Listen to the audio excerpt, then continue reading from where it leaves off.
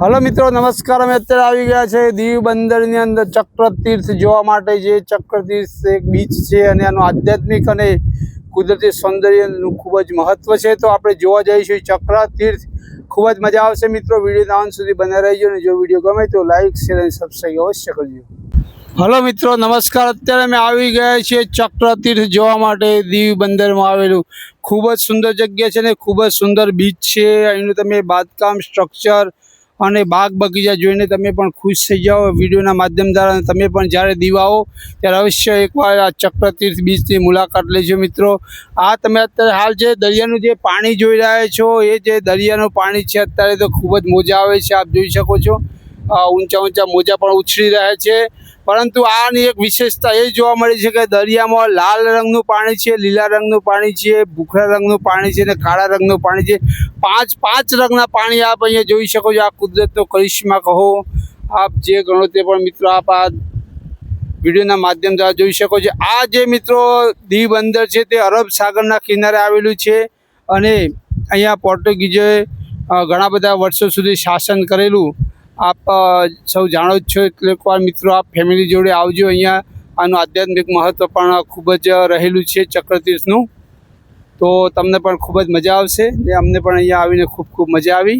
Hello મિત્રો, ચક્રતીર્થ બીચનું આધ્યાત્મિક મહત્ત્વ પણ ખૂબ જ વિશેષ માનવામાં આવે છે. હિન્દુ ધાર્મિક માન્યતા અનુસાર અહીં ભગવાન શ્રી કૃષ્ણએ દૈત્ય જલંધરનો સંહાર કર્યો હતો.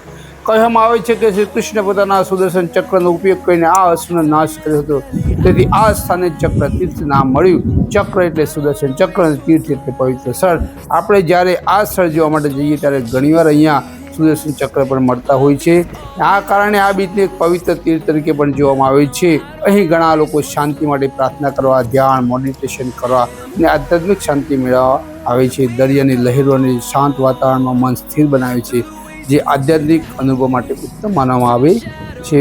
મિત્રો, જ્યારે પણ તમે પરિવાર અને મિત્રો સર્કલ જોડે આવો ત્યારે અવશ્ય એકવાર ચક્રતીર્થની મુલાકાત લઈશું. મિત્રો, આ જે બીચ છે તે શાંત અને ખૂબ જ સ્વચ્છ બીચ છે. અહીંનું પાણી ખૂબ જ સ્વચ્છ અને સુંદર દેખાય છે. અહીંયા સૂર્યાસ્ત સમય અને સૂર્યોદય સમય અચૂક આવવું. અહીંયા કુદરતી સૌંદર્ય અને ટેકરીઓ અને કેન્દ્ર સરકાર દ્વારા ખૂબ જ સારો એવો વિકાસ કરવામાં આવે છે. તમને ખૂબ જ મજા આવશે મિત્રો. અહીંનું વાતાવરણ ખૂબ જ શાંત છે અને ઓછી ભીડભાડવાળું હોય છે. તેથી પરિવાર સાથે ફરવા, ફોટોગ્રાફી કરવા અને શાંતિથી સમય પસાર કરવા માટે એકવાર અહીં આવું. આ ખૂબ જ પરફેક્ટ જગ્યા છે. ચક્રતીર્થ એ દીવ બીચમાં આવેલો સુંદર, ખૂબ જ સુંદર શાંતિપૂર્ણ દરિયા કિનારો છે. અહીંયા પાણીની લહેરો અને દરિયાનો જે નજારો છે એ આપણને મનને શાંત કરે છે અને એક અલગ પ્રકારની અનુભૂતિ આવે છે. તો એકવાર તમે આ સમુદ્રની જે શાંત તરંગો, સફેદ રેતી અને સ્વચ્છ વાતાવરણનો આનંદ માણવા માટે અવશ્ય વધારો.